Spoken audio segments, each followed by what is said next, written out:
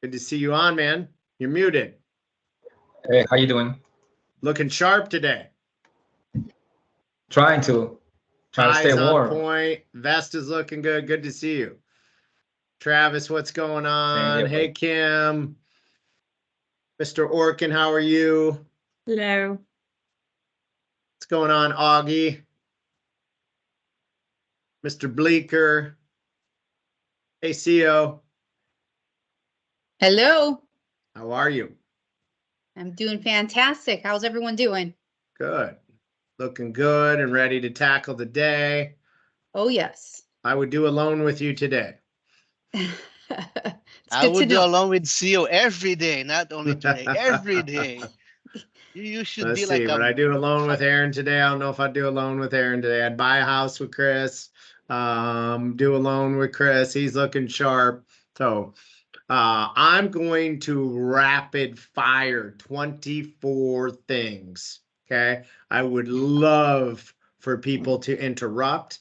I would love, depending on how big this gets, I would love for people to talk about best practices. This is all for you guys. I look at this more as a master class. So I want you guys to get as much as you can out of it. You interject. You're going to see things from my old coaching employer. You're going to see new things from the new company that we formed.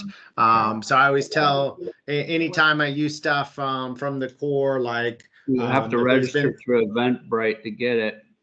There. Let's see. Someone talking. I'm not sure if I can just use this one. Yes, you can, because you're on and we can hear you loud and clear. Oh, sorry. All good. All good. What's up, so baby? we want oh, it's Adam. We want this to be interactive. I want you guys to interject. Just interrupt me. I got no problems with it. Talk about it. Today is note-taking, tactics, and no, I don't expect you to take away 24 things and implement them all. I expect to hear 2 or 3 things that you're like, gosh, I keep hearing that and I'm not doing it, and I'm going to do it this time. That's what these are all about. I will tell you, it's been a 10-year journey for me to incorporate all of these things. It took me 10 years. Right? So this is a list of 24 things that I do. This is a list of 24 things that I see top producing real estate agents do. This is a thing I see top producing loan officers do. So it's a mastermind of best practices. Please don't take it and feel small. If you're like, God, I'm only doing one of these things. Great. You got one thing down. Now let's add 2 or 3 more. Let's make this year better than it was last. I'm a big believer in never looking at the side mirrors. Now I have a car that has sensors, so I don't ever have to look in my side mirrors. I don't need to look in my rear view mirror. I just look in my windshield. So I'm only looking ahead. I don't believe in looking backwards. The past is the past. Learn from the past, get better from your past, but don't obsess about where you're at. Comparison is the thief of joy. Don't compare yourself. If you haven't been working on these things for 10 years to me, because I've been working on them for 10 years, just like I know a few people that have been working on their businesses, coached at a high level, executive level coaching, and they've been working on it for 15, 20 years, and they're further along than I am. It's just because they've been working on it longer. So please don't take this as you're behind. Take this as opportunities to grow. So we've all, how many of you went backwards year over year? Raise your hands. Probably, yeah. Cool. I went backwards. 42% was the final number. Ouch. 42% we were backwards last year. Not fun, especially when you start building your life around the money that you were making before. I kind of got accustomed to 2018 through 2023 or 22 income. I kind of got a little used to that. Now, luckily, I'm a good saver and a good investor, so I've been able to weather some of that storm. Some people have not. Right? So if you have not, you got to have more urgency in this creation. Cool. So I'm going to share my screen with you. I didn't have, I do have a PowerPoint. I thought it took a little way away. I thought it took away a little bit from the mastermind, and I want your guys' input. I want you guys to interrupt. I want you to stop me. I want you to say, hey, I do it this way. This is not just about me. This is about all of us collected, walking away from today and having 24 great things and taking 3 to 4 of them that we're going to promise and hold each other accountable to implement in our businesses. Cool. So number 1, you must have a plan. You must have a plan. Okay. I'm going to give you all my email. It is chad@thelubengroup. And it's not spelled like it sounds. It's not, it's pronounced Lubin, but it looks like Lubben. So Lubben. I always get calls, hey, Mr. Lubben, and I hang up on them right away because I'm not going to buy anything from somebody that don't know how to pronounce my name. But Chad@thelubengroup, in any of these things, I have handouts on. You take my handouts and you steal them and you put your branding on it and you pretend like it was your idea because that's all I've done to somebody else. I am a very good, so any of you read The 6 Working Geniuses? Amazing book, Patrick Lencioni. It tells you the things that you're usually good at 4 things.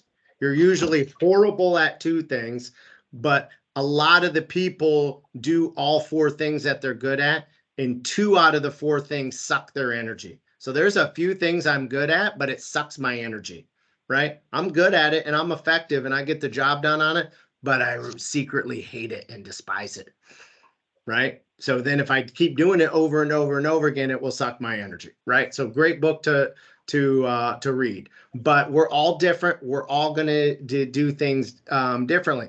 I am a galvanizer. I am an implementer. That means I don't think of good ideas myself, but I take someone else's really good ideas and make them better. I'm very good at that. I'm not a dreamer. I'm not an inventor. That's 2 of the geniuses. I'm good at working with those people and saying, that's really good, but now here's what we have to do to put that into actual execution and implementation. Cool. So read that book. Not one of my 24 secrets, but a great book to read nonetheless. So the first is we have to have a great business plan. Okay. How many of you have done your business plans? If you haven't, that is where you start. That is where you start. You have to have a good business plan in order to achieve great things. Okay. There are 4 NFL teams left, right? All of them have a plan. All of them had goals. All of them have a playbook. All of them have metrics that each of their positions work towards. If you do not have a plan, you are reactive, not proactive. If you are reactive all day, every day, you will have your energy sucked and you will have burnout in this industry. Those that don't have a plan might have a couple great years, but they'll never have long, sustained success. And it's because they don't have a plan and they don't have goals. So we don't need to go over all of this. It's very well laid out. But if any of you need help one-on-one, ask for our business plan. And I'm happy, or the loan officer here that invited you on is happy to go over it with you. So this is a great 1-page business plan. Notice some of the years are wrong. I just took what I had readily available.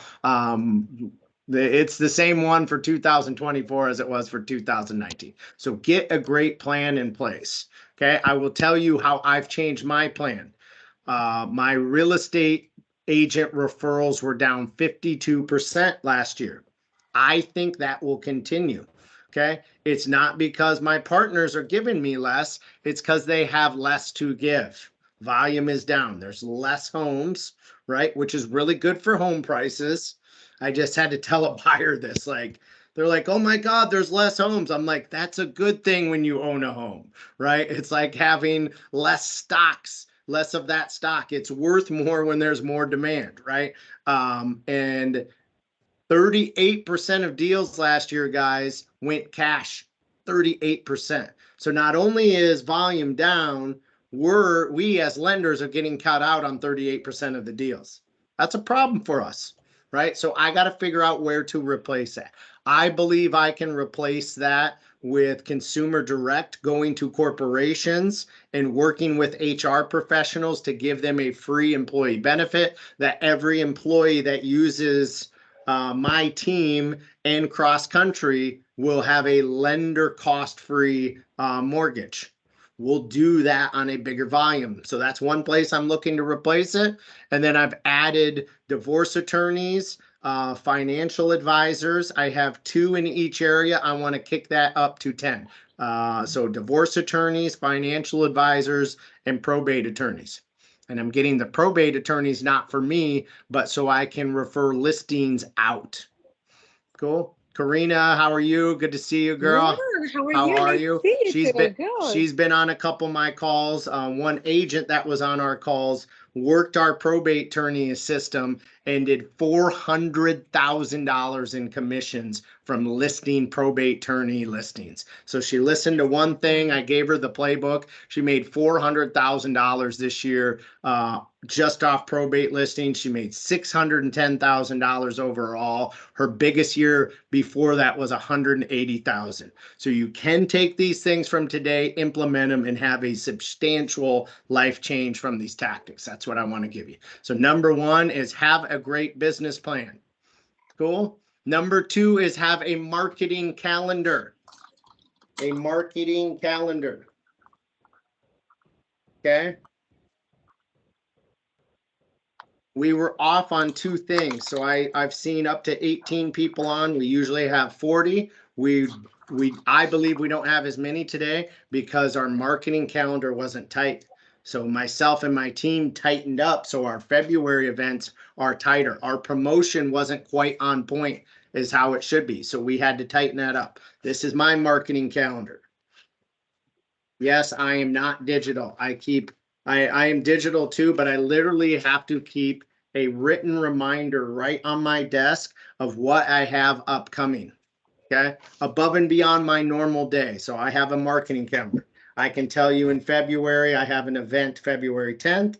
We have a wealth building workshop on investment properties on February 15th. And then on February 28th, we are doing how to get VIPs as a real estate agent. So I know exactly what my events are. It's all planned out. We're doing an opening day party for our clients. We always do an opening day party for the Cubs and an opening game party for the Bears. Right. So I already have that on. And then we have 2 other client events planned along with our wealth building workshops. If you send out mailers, those should be on your marketing campaigns. Okay. If you send out evidence of success cards, those should be on your marketing schedule. Right? If you're doing some client giveaways, that should all be prepared so you're way ahead advance in your planning of when things go out, right? That's being proactive, not reactive. So the second thing to have your best year ever in 2024 is to do a marketing calendar. Do a marketing calendar. Cool. Number 3, I already alluded to it, but do client events. Do client events. How many of you got away from the client events? I have a little bit because I'm cheap and I made 50% less money last year than I did before. I don't know if it's a coincidence. I did less business because I'm not spending as much money on my client parties. It might correlate. I don't know. So I made a commitment to get back to them this year and do at least 2 of them. I only did 1 last year. And we didn't market it well, and we didn't spend the money we usually do. So I made a commitment to get back to them. Okay, so any ideas from client parties? I like movie events. Tony, I like. hold on. Okay, you need something, Tony? Somebody's Yeah, I talking just on need the like 2 or 3 phone. minutes.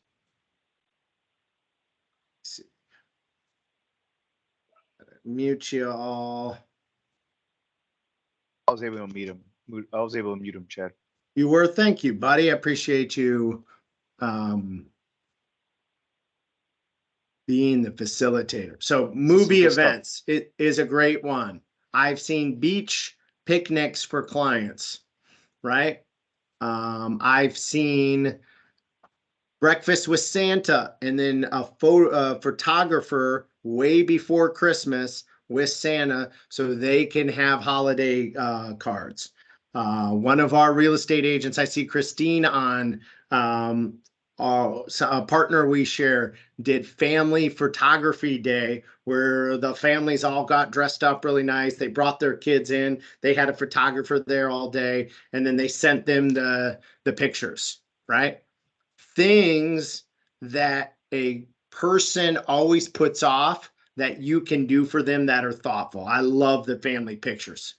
We were just talking about that the other day. My wife and I, like, hey, we have no pictures with the baby, right? We've kind of fallen off the family picture train. So an agent doing that for us would have been really well received by my wife. Oren, what's one you got?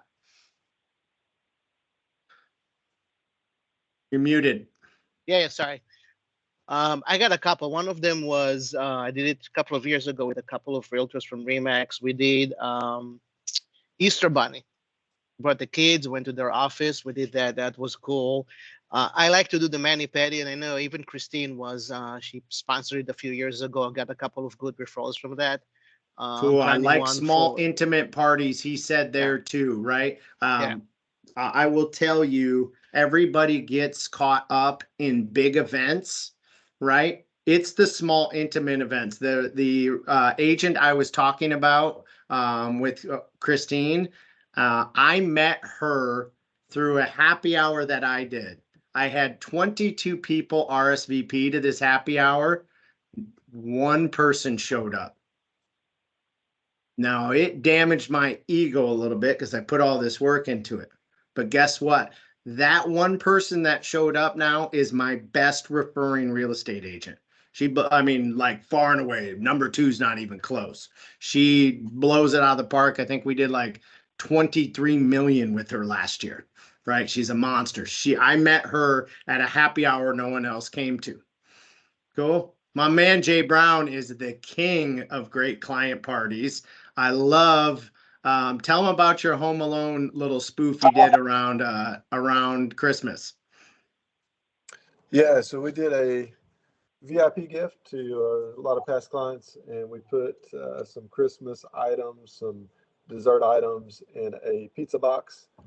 We did a letter in there about Home Alone being a favorite movie of mine to watch with my family, and we delivered it with the Pizza Hut and the Pepsi that went along with it to our clients, to our VIPs, for a just kind of another touch during the holiday season. So good stuff. Cool.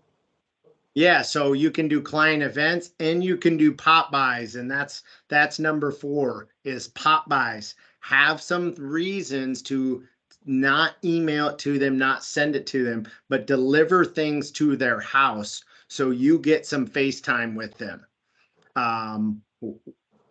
One of my agents brought us during Christmas cookies to make, right? The kids are off.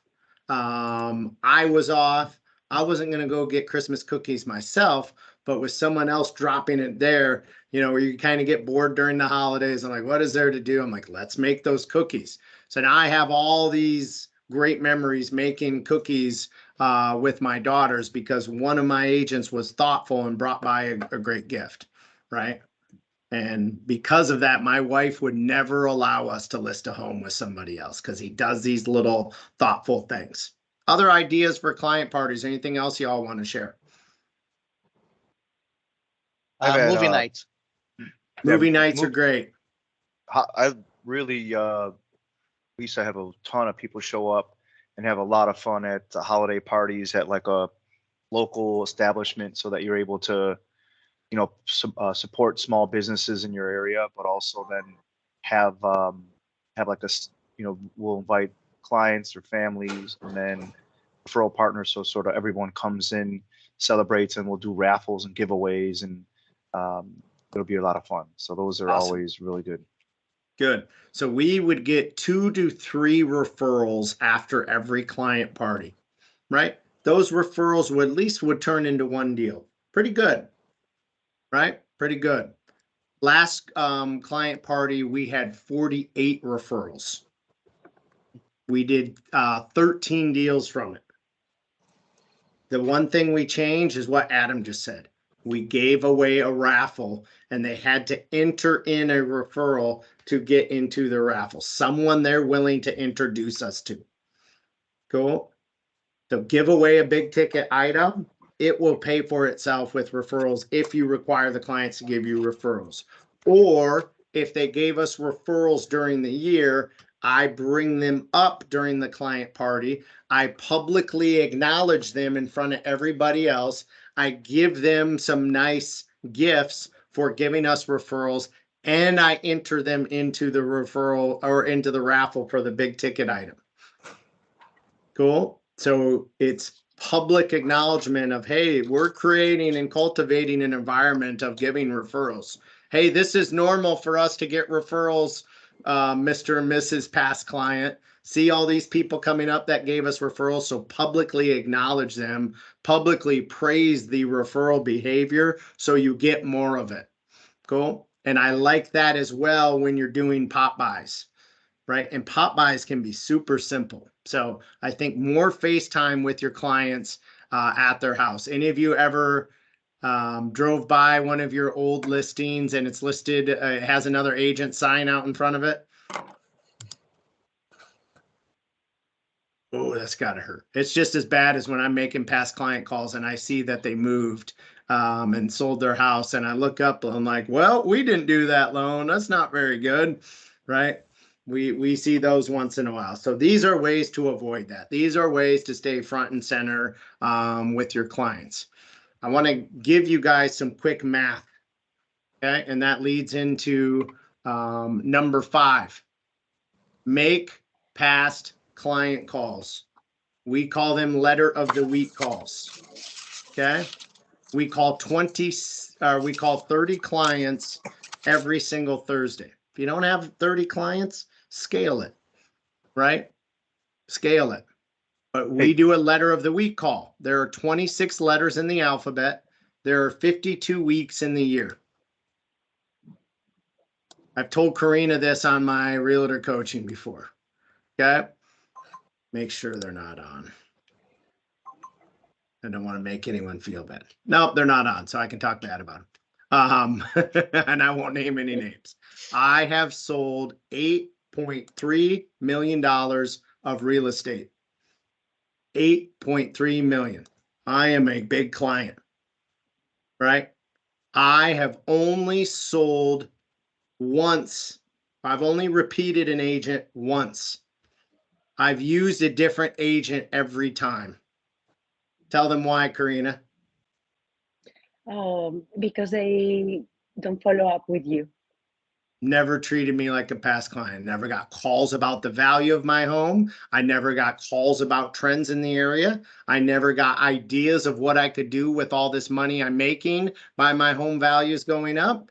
They thought just because we were lender and realtor and had that relationship, that me calling them to get their leads in their business warranted a relationship for them to automatically get my business. It didn't, right? Now, if they would have called me and treated me like a client and say, Chad, your home has appreciated from $1 million to 1.3 million. That's $300,000. Have you thought about leveraging that equity through a line of credit and buying a rental property to create cash flow? Have you thought about upgrading the home? I know when you first bought it, I had some notes that you wanted to do a man cave in the basement.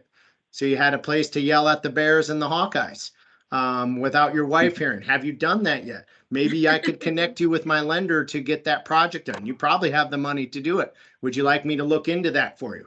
Right? None of them made those calls. So a letter of the week calls, guys, is to add value with your past clients and keep yourself at the forefront of their mind, right? We all think they remember us.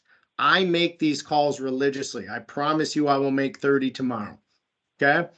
I tell them about what their home value is according to our valuation tool, right? I tell them what their return on their investment is, right? appreciation divided by down payment and closing costs is your ROI. And I give them some ideas of what they could do with this money. And then a lot of the times I give that referral back to my agent and say, hey, we have someone ready to go who wants to buy an Airbnb or wants to buy a rental property. Cool. Hey, This Chad, is why you send clients to me. You're welcome. quick question Right, on for that, Chad. Yeah, go ahead. Where do you get that information typically? I have it from doing their mortgage. It would be tough for you guys to do, but you guys could run a value. And if you keep your realtor relationship strong or a lending relationship strong, you could see, check with them and see what loan they did, how much down payment they did, how much the closing costs were. Okay. But even just giving them ballpark ideas, right? Right. So another girl that's on my coaching call with Karina gave this success story just this week. She called her clients, listened to what I said a month ago. She started making these calls and she started asking if they wanted CMAs done. Okay. One of the clients said yes. They couldn't believe their home value had went up by 100,000. Unbeknownst to her, she had just had a baby and was running out of room. She said, I know I can sell this place for you and put $50,000 in your pocket, and you can just put 20% down. So I can put money in your pocket. We can keep your payments similar, and you can get $50,000 in your pocket. So now she has a listing and a buyer because she made that call. True story, Karina. I'm not making that up, right? No, that true story. Yes. Cool. So these calls matter. 26 letters in the alphabet, 52 weeks in the year. I call them and give them approximate value. If I'm one of you, I would ask them if they would want a CMA run. Cool. I would ask them if they're happy with their home and any improvements they would make. And I would ask them if this is their dream home. And if not, what is their dream home look like? Hey, Chad, can I say something? Yeah, go ahead. So this is following a podcast I listened to with Tim Brahim. He actually said over there, do touch your clients, I think it was 4 times a year. So basically you do 2 letters every week and you end up calling everybody 4 times a year. Yeah. Getting better stickiness, you know? Yeah. So I have 5,000 clients, so that's hard for me. But if you have a shorter database or haven't been doing this as long, double up, triple up, call them several times a year, right? I usually call them 4 times on my own. I call them twice on the letter of week calls. Those are review calls. I call them on their birthday. I call them on their home anniversary to congratulate them. Cool. But I want to show you guys how silly this is. Okay. 4 years, no, it would have been 5 years ago. I wasn't making any of these calls. I thought I was just so great that they would all remember me because I'm the best and there's no way they could ever forget my name. Right. And then I started making these calls and I realized how much business I was missing. So I have a little over 5,000 closed deals in my career. Cool. I believe people move every 5.5 years. Right. So I have 900 people moving every year. Okay. And even if you want to go more and say, hey, it's every 7 years, that's fine. 714. Well, let's say I'm only good enough to get half of them, but I should be good enough to get half of them because they've all already trusted me once with their mortgage. That's 357 deals per year.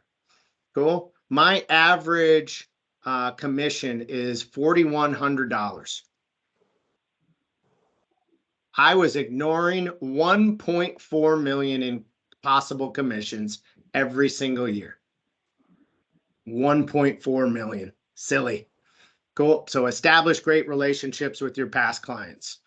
Okay. Next item. You must have a VIP list. Must have a VIP list. Mr. J. Brown.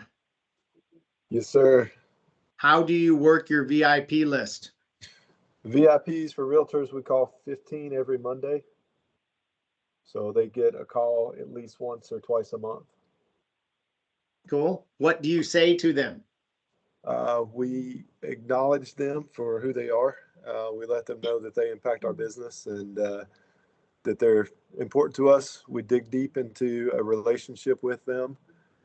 We take care of them in any way that we can. We try to bring value to them. We ask them if there's anything that they need that we can help them with. And we network and grow relationships with them in order to help them and help ourselves at the same time. Cool. Give me some examples of people on your VIP list. You are actually one of my VIPs. So I would call you on a Monday and I would say, Chad, how was your weekend? Did the Bears win? Did they lose? We would talk about You always that. know the answer to that question. You know it's always a loss. So Yeah. I would find out a little bit about what you did, your family. You're my main lender, so I'll give you some honor there. I would thank you for helping me out. I would try to find some business to refer to you, and then I would ask for either some help. You usually help me since you're a little bit out of my market with ways to help my business or to be a better realtor. And I help you with sending you business and helping you guys do some transactions. who would be some other examples? Like who's your best referring VIP and why? I have a attorney and I have a financial advisor. They both send between 5 to 10 transactions a year to me. I've spent time with them. I send them business. I take care of them when I can. If they have a friend or a family member that needs anything regarding real estate, even if it's not a sale or a transaction, I try to help with that. But I have, my VIP list is just under 50 right now. So I have about 50 of those people that I'm constantly keeping up with. Family members, are they on your VIP list? Yes. Cool. Why? You're in relationships with them. They care for you, and if they want to help you succeed and grow your business, it's important that they understand how they can help you do that. It's tough to have an aunt or uncle that sends their friend business and not you, or even, my mother. She's under contract on a house in South Carolina. I don't go there, but it's opportunity for me to help her. If she has people coming my way, she'll send them to me. But as long as I let her know that I need that, she can take care of me when the opportunity comes up. Cool. I heard Ben Wilson, who's a partner in our coaching company. Guess who his number one referring source is? His son or his daughter, I believe. His wife. His wife. Okay. Who does not work in the business. She's out looking. Guess who Phil Puma, another partner of mine, monster real estate agent, $2 million earner, does 140 million a year, monster. Guess who his number one referring source is? His mom. His mom. Yeah. I've been at his client parties. I was at his 4th of July party and his mom was working me over. Oh, you live on the lake? My son Phil can get top dollar for your house. I'm like, yes, I know your son. He found me my house. We will list with Phil, right? And she's working me, not knowing who I am, but I knew who she was, working me to get Phil business. So I think we can train and teach our sphere of influence, our family, our friends, to look out for opportunities for us, but we also need those business people. So don't overcomplicate who's on your VIP list. Don't look at it as, hey, what can they do for me? Look at it as, what can I do for them, right? And how can I help them? And eventually they'll understand and be looking for business for you. Anything else you want to share on VIPs, Jay? No, just, you start with 2 or 20 or 50. These are the people that you enjoy spending time with, that you can help impact their lives. They can help impact your lives. And I think it's just about a deep relationship with those people that goes outside of just the transactions and the business that we do with them. So pick good people, and it's good for your business and it's good for your home life as well. Two more very important things to talk about on your VIPs. Know their birthdays, honor them and gift them on their birthdays.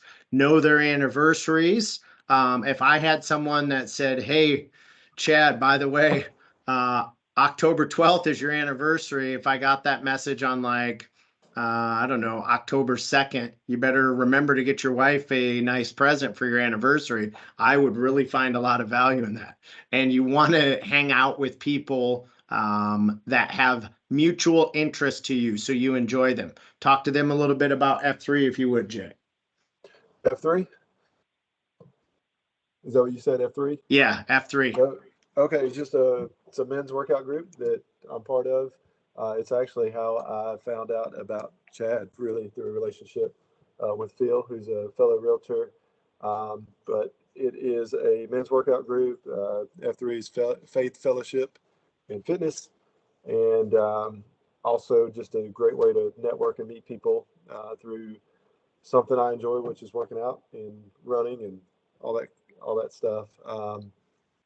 But that's a good opportunity. Anything like that you have a hobby that you enjoy doing, anything that's networked with people who share the same values and the same ideas and drive that you have is a really fertile ground to create relationships and to grow relationships and to find VIPs. So a lot of my VIPs are in F3. They're guys that work hard. They usually have some sort of good position in their company because they are proactive. They get up, they go work out.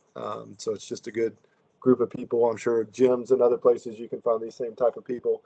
But I think it's important to get around people that have the same drive and values and things like that that you have, because it's just easier to build relationships with something that's not forced, as we try to do with a lot of other people that we meet, just because they have a little bit of money or success or whatever the deal is.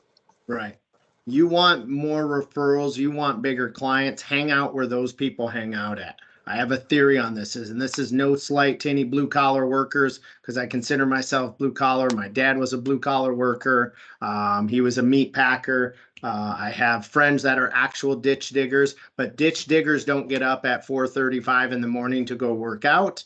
Entrepreneurs, highly successful salespeople do those things. If you have a really hard job like digging ditches or being a meat packer, you're not getting up and doing something harder before that, right? And what I mean by that is the white collar people that we want to network with are in those type of groups, right? So you have to hang out where those people are at. The country clubs, the workout groups, finding something you're passionate about, golf, tennis.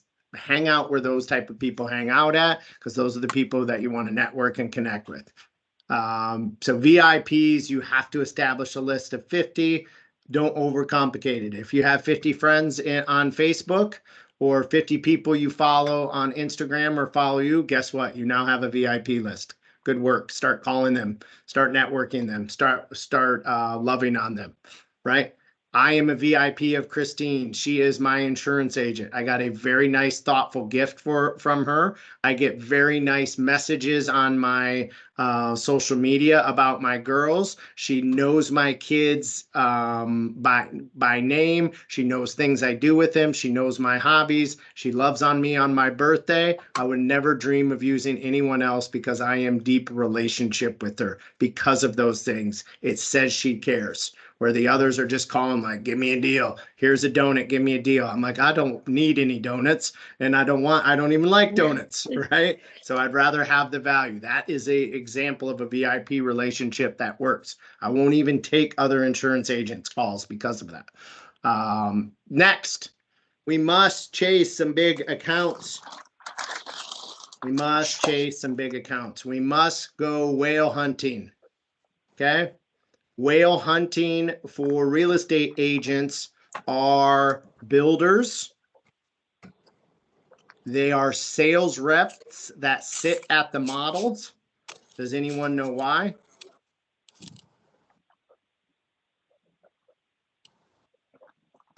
Because a lot of the times they have all these buyers that want to buy their new construction walking through their homes. They have list upon lists of leads, and those people have a home that they need to sell. And a lot of these builders and the sales reps that work for them don't have a brokerage license. So they actually can't list that property for them. And they don't know how to sell it, but you do, right? So having those relationships, stopping by, seeing how their activity's been, helping them call on the leads, helping that make their job easier and more effective, can turn into a boatload of business for you. Cool. Doing educational things on real estate for corporations, Okay. for business owners. These are people that can literally send you 10, 15, 20, 30 deals at a time. I've been working on Nike for 4 years. I finally got them signed up on Affinity, right? So any employee in Chicago that comes through Nike relocation, they have to talk to me. Cool. Now I have that relationship where I can send out the referrals to my agents. That is a monster account. Working on American Airlines right now, right? Then anytime they have relocation, they have to go through me. You can get those introductions through past clients that work for companies by asking to get referred to their HR coordinators or their HR rep, and tell them you have a free benefit. Any of you on can use our free affinity program. We waive all lender fees for corporations to be a part of their employee benefits. And you all can use that to get your foot in the door as the realtor. Hey, I have a lender that will waive all lender costs. And you can say, hey, I'll take 0.5% of my commission off for any of your employees. It's a free benefit to you if you use my lender and use me. Then they put that in their employee benefits and people just contact you out of the blue. Those are examples of whales. Jay, who are other whales that you chase, or anyone else that wants to contribute? Yeah, so similar. So we have HR departments that we go after.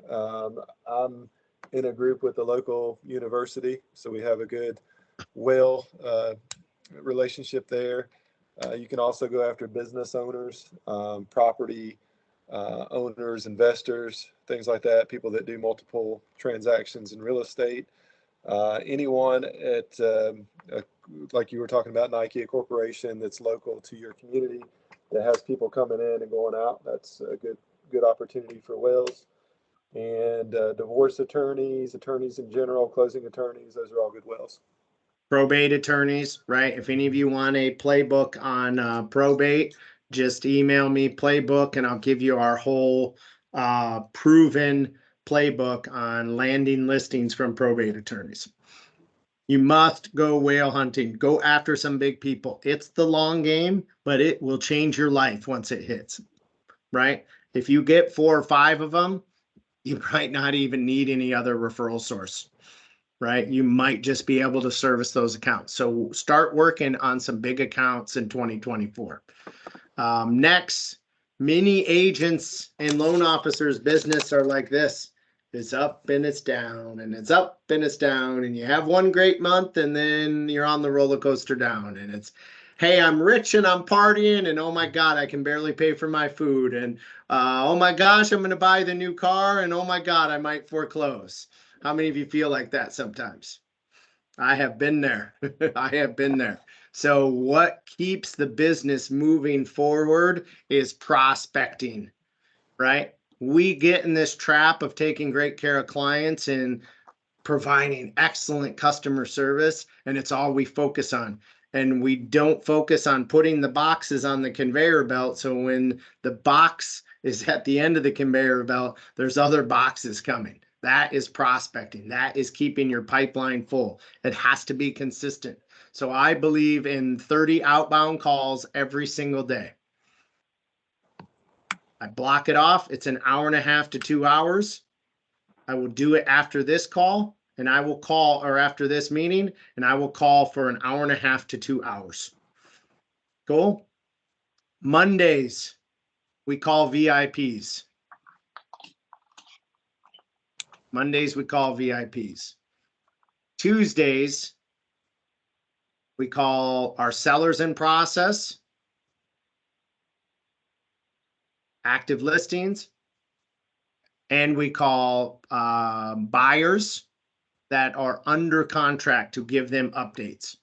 That is every Tuesday. If you program your clients, I will call you every Tuesday with an update. I will have a very thorough and detailed update for you every Tuesday. They will not call you on other days to see what's going on, because you have trained them when to expect these update calls. Then you don't have to deal with all the reaction. When's the appraisal being done? When's the inspection? When do I give the earnest money? We'll talk about it every Tuesday. right? Having systems in place. So that is Tuesday. Ask for referrals during those calls if you're doing a good job. If someone's having a good experience with you and very happy, don't wait till the end of the process. Ask when they're happy. Cool. Don't think every transaction is going to be perfect, because it never is. There's turbulence in every single real estate deal I've ever been a part of. Now, some of them are way smoother than others, but they have some sort of bump in the road. So don't wait till the end, because the client might remember that bump. So ask for referrals when the clients are happy. Wednesday, we call hot leads and old leads, right? I gave you this assignment, Adam. Tell them about some of your success of calling your pre-approved buyers who didn't buy in 2022 and 2023. Oh, oh yeah. Having that process in place for on Wednesdays.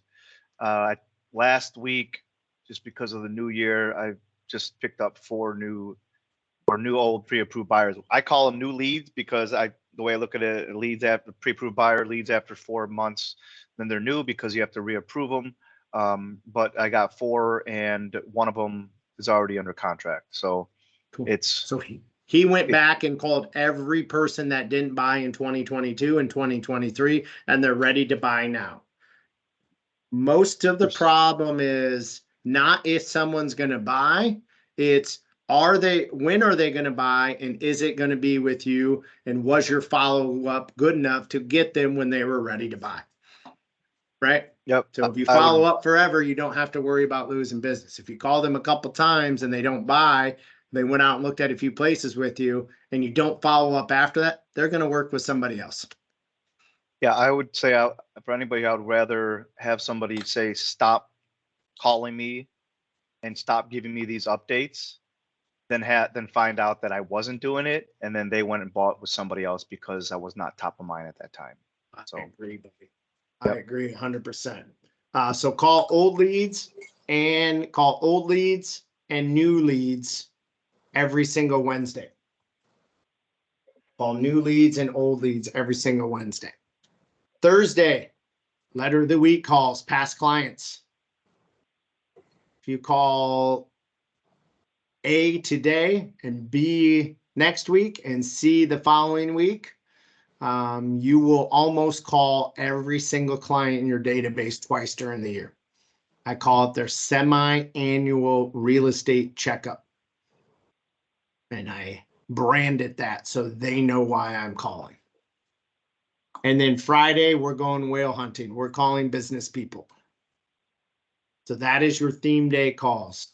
If 30 sounds like you can't get to it, start with 10 and then just work your way up. Next, we have to have master scripting. Master scripting. I'm not going to role play with you now, but I will give you some scripting. Okay. I believe in a triangle for trust. Triangle for trust is, oh my gosh, you know Jay Brown. How do you know Jay Brown? And they'll talk about how they know Jay. Oh, we used to sell cars together. And then I'll chit chat a little bit about that experience. Who was the better salesman, you or Jay? Jay's pretty good. Did you sell more cars than him? Right? And we'll chat about that a little bit.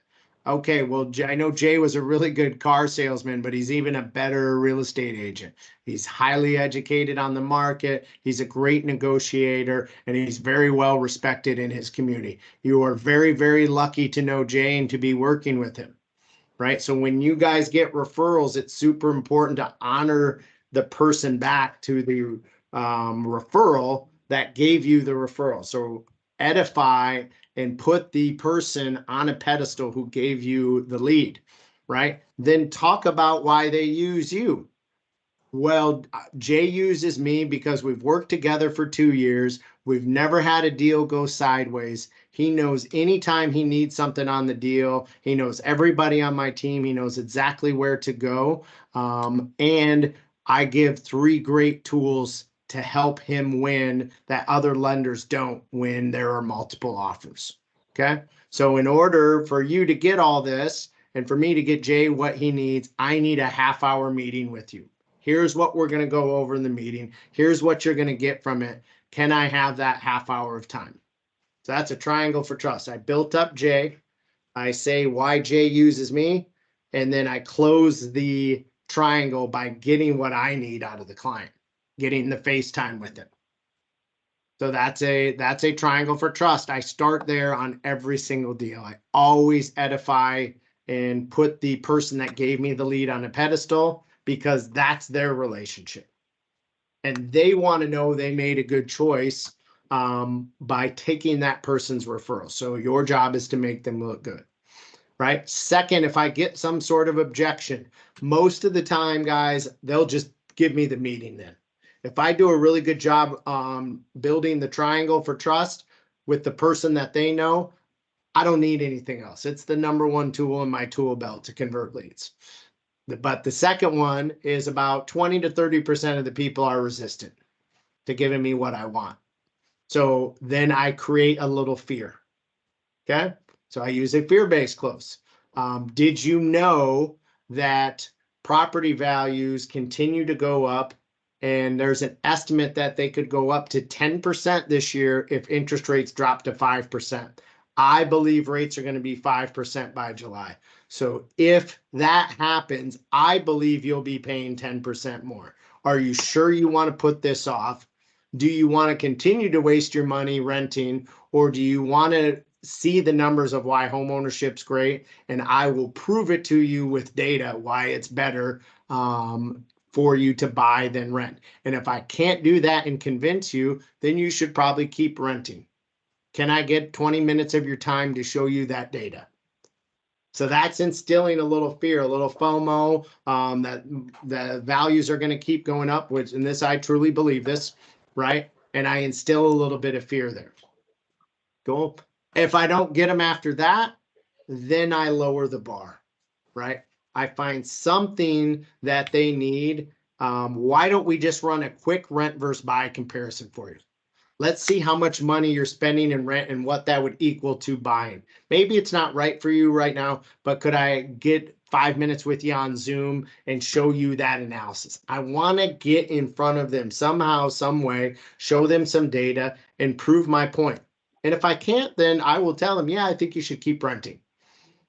Cool. So that's a progression that I go through. Triangle for trust, instill some fear in them that they're going to miss out, create some FOMO. And then if you can't get with that, lower the bar, right? Hey, I'll meet you at just one property. There's one property I would love to show you that I think meet your parameters. I know you're not ready to buy, but let's get a baseline for what you're looking at and see if this would be when you are ready to buy something you want, so I can look out for you further down the line. That's an example of the lower the bar.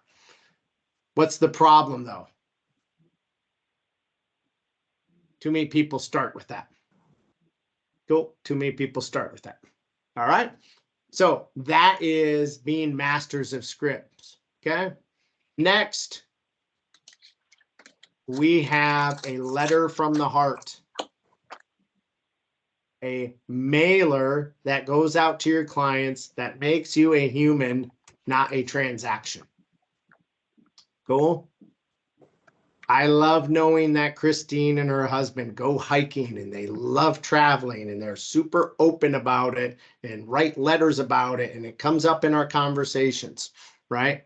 I would read that whole letter if she sent that out about one of her trips, where she went, what was hard about it, what was challenging, be real in it, share some pain. Don't be like some of the Christmas cards I get where like their family's perfect and it makes my 3 kids look like serial killers. I'm like, that's not real. Your kids aren't that good, right? Stop pretending that they're perfect when they're not. I've been over at your house, right? So share some pain and be real, be funny, be relatable, be vulnerable. I sent one out. I just started getting being open about this last year, that I tried to kill myself in January of 2010 and what led up to it and what were the events and my addiction and everything that I went through. And I sent a letter out. I was like terrified to do it. And gosh, I just got the most unbelievable response back. I had my best month about 2 months after I sent that out. I had a ton of past client referrals. But the best thing is I've now had 3 people who I've talked to that were going through what I went through. And I've been able to, one of them told me that I saved their life. Another one got the same treatment that I got. And it's gone way further than business ever would from it, right? So don't be scared to be yourself. Put yourself out there, share some pain, be vulnerable, be real. I'm telling you, it's the best thing for client connection ever, ever, ever, ever. So send those letters out. They're called Letter of the Heart. If you want, we can send you an example. I also believe in sending a evidence of success. When you guys do great things on a client, for lenders, it's, hey, Chase dropped the ball, we picked it up and we closed the deal in 10 days. Something to that effect. For real estate agents, it's, hey, I sold this house 110% above list, right? Or at properties, I'm just throwing names out there, by the way, at properties couldn't get done and I worked for Compass and Compass we got it done. And they had it on the market for 3 months. The listing expired. I sold it in 3 days. Let me see, some sort of tagline. Let me show how I can do this for you, right? You got to send those successes out and farm to a community in an area that you want listings from, that you want buyers from. Don't be the secret agent that no one knows about their success. But back it up with facts and data. If you want an example, once again, just email us that. That's a evidence of success postcard. Cool. Next, you need some accountability and tracking. By the way, I'm going to go over the hour allotted time. I will keep going until I'm done, but I take no offense if you guys have other stuff to do. So if I'm getting long-winded and you're sick of hearing me talk, feel free to jump. But you need some accountability and you need some tracking. Okay. We offer this in my coaching program. I'm not going to sell the coaching on this event. But know that we can help you in a big way. We do it through forms. Okay. So I'm going to show you some of the forms. Okay. You need to track your business. What you don't track, what you don't set goals on, track and keep conversion on won't happen. A goal needs to have a end goal, like I want to double my business. And then you need to be able to reverse engineer what that activity looks like. Cool. So this year I need 20 leads per week in order to hit my goals. I've reverse engineered the process, right? That means I need 5 deals signed every single week and I need 4 deals closed. I get that from 20 leads. Now, 15 of these leads need to be very well referred and 5 of them could be kind of cold, right? Some agents are great referring clients. Some of them aren't great and I count them as cold. Some of them I'm 1 of 2, 1 of 3. That's a cold lead to me. Some of them I'm the only lender they refer. That's a warm lead to me. I got to track how many hours I'm working and how much of that time's done through prospecting. How many people am I seeing face-to-face? How many calls? I need to track this every single day so I know my activity. It also keeps me on track to do these things so I don't let the people down, right? I need to see where my leads are coming from and where are the sources. Are they coming from my VIPs? Am I getting them from past clients? Am I getting referrals after my events and my giveaways? Is this effective money to spend? Am I seeing a result from it? Am I getting referrals while the client's in process with me? Hey, are my friends helping me out? Am I getting leads there? Do I have businesses that I'm working? We need to be able to track this. Cool. Once we track this, so we have to be productive, right? And once we're productive, then we can be proactive by checking out our conversions. And once we're proactive, we can be profitable. And this is a P&L. This is how each form flows into the next. And once we figure out our profits from our business, then we can work on becoming wealthy for ourselves, right? And then once we've done all these things, we can see what our activity snapshot is, right? So you have to have forms that you track and keep accountable to. And I believe in coaching where someone that's doing it better than you holds that standard. So if any of you want to look into coaching, I highly endorse my 5 partners on the real estate side. They all make $1 million a year. They all have several million in the bank. They're some of the best realtors in the country. You can look at gobegreat.com. That is our website. Cool. So that is tracking your results and being accountable to the activity. Okay. Next, we must time block. We have to have things time blocked. Okay. There's several ways I do this. I have a printed calendar that I print out before I leave the night before. And if that doesn't happen, we print it out. I got a great team, so they usually print it out for me. But this is my calendar. I then take this calendar and I put it onto my phone with alarms. Okay. I cannot have it on my phone. I can't have my calendar on my phone because my calendar is an email, right? Sean, why can I not have my calendar on my email app? If you get lost in your You get We lost hear within your calendar. Oh, you're echoing really bad. No, I will. If I go to my phone, guess what? I don't really want to make these calls.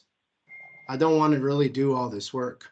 And there's plenty of distractions on here for me to answer some texts, to look at some social media, to see if the Cubs are going to sign any free agents, to see how my stocks are doing, to see, who's on Instagram or TikTok or whatever your distraction is. I cannot have it on there. Now, I do have alarms on my phone. I hear that alarm go off.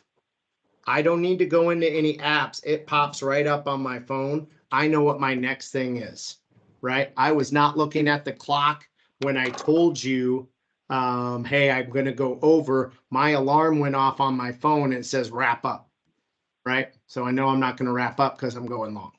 So that is how I time block. I do it 3 ways. I see my printed calendar in the morning.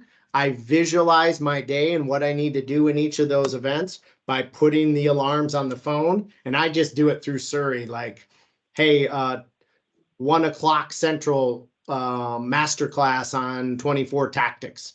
That's what I put this morning. As soon as I heard Kickstart My Heart by Motley Crue go off, I knew I had to get on this meeting. I didn't need to think about what I needed to say in here. I already thought about it this morning when I was visualizing. I had to do 0 preparation for this besides get up the handouts because I already thought about everything this morning, right? So it leads to being proactive in your day. Time blocking is the #1 strategy that you'll hear from any successful entrepreneur, CEO, executive, salesperson. You'll always hear them how tight their schedule is all day, every day, and how proactive it is. If you need help in establishing this, we have a great form called the Perfect Work Week. It's right here that I will send to you. Okay. 1 hack on here. You put your personal life in here first.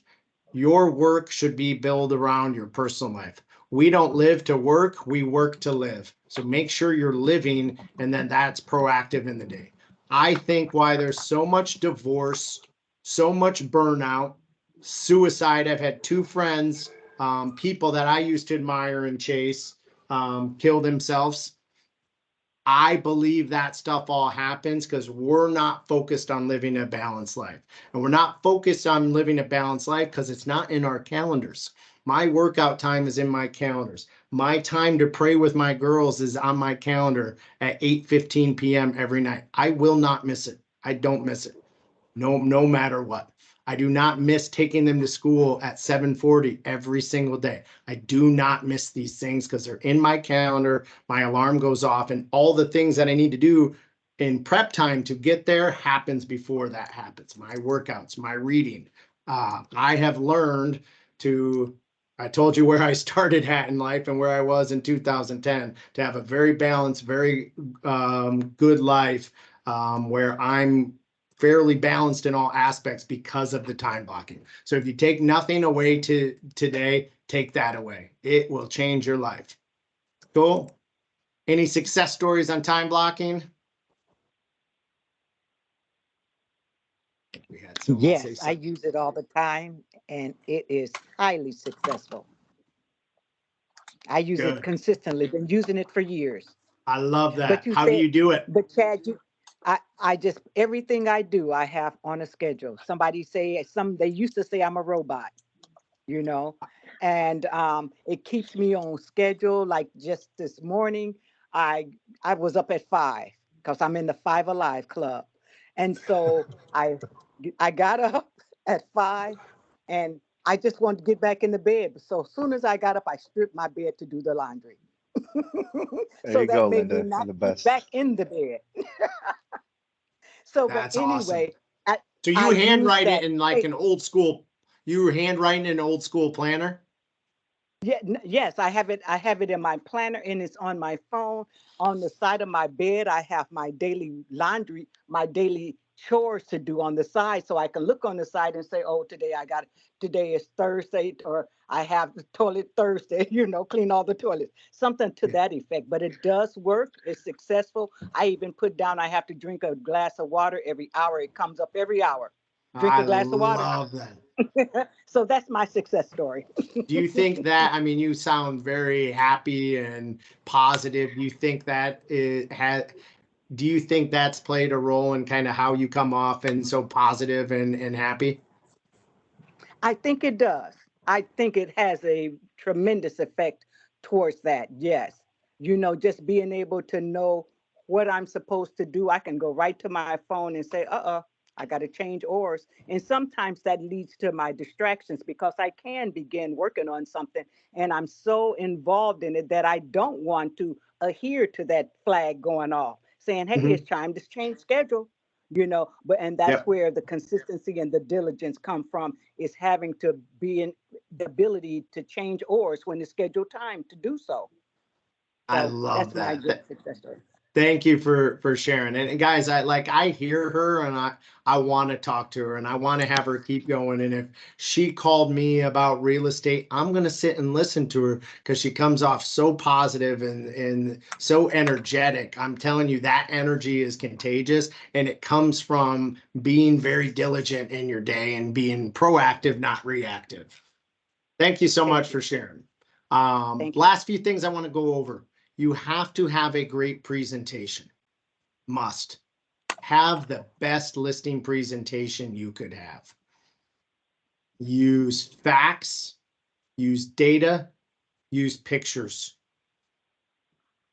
Never sell over the phone. Always sell with a presentation. I would also use facts like this at your buyer's need analysis or your buyer intake process. People love data. When people talk, I'm a freaking mortgage lender and a number savant. I'm not, my wife always says it's a good thing you're good at numbers because you're not good at anything else. But I am very good with numbers. But when people talk numbers to me, I don't get it. It doesn't fully sink in. When people show me numbers and prove why their advice is their advice with data and facts and graphs and pictures, I never say no. They sell me every single time. And I think a lot of our society has just gone into texting numbers and saying numbers and trying to sell and force a decision without backing it up with data, graphs, pictures, and facts. And I just think it's a mistake. And I don't feel anyone that presents that way has a high conversion. This is what works, in my opinion, showing these types of presentations. So have a great presentation on your listings, have a great presentation on your buyer intake process. It will change your conversion and you won't have to work so hard to get so many leads to pay your bills and have success. Cool. Last, I will send you a sales test. I will send you a sales test that will tell you how good you are at sales. Don't get discouraged by it. Work it, change it, and take one thing that you should be doing out of this that you have to turn into a no, or you answered a no. I want you to take 3 of them this year and turn it into yeses, right? So an example would be, I talk to on the phone 60 people every week. If you can't say that happens every week, that's a no. Change it. If you're not calling 12 to 15 VIPs every Monday, change it. Take some of these no's that you can't confidently say, yes, I do that every single week, and turn those no's into yeses. And I promise you will be on your way to having your best year ever. So that was 24 things. I know that was a lot. Is there any questions, further successes y'all would want to share, or anything else I can do for you today to help your business?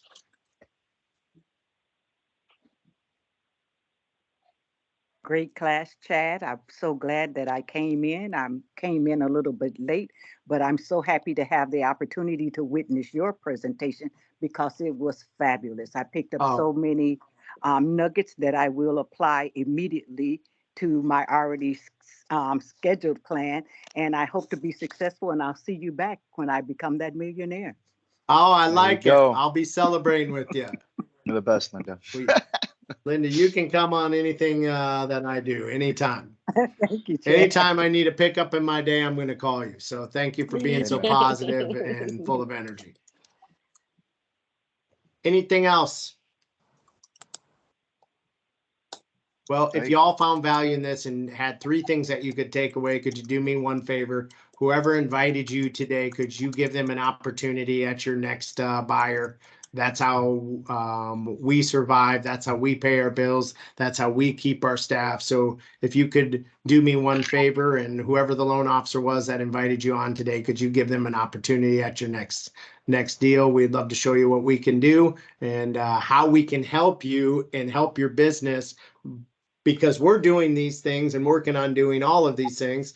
None of us are doing all of them, but we're working on doing all of them. So we'll be on this journey with you. And when 2 people work together to achieve great things, you'll typically see it happen faster when that's just the people you're hanging around. So thank you for being on. Thank you. Please email me if I can help you with any of these things. And if you need a side call on implementation, accountability on any of these things, I'd love to talk to you.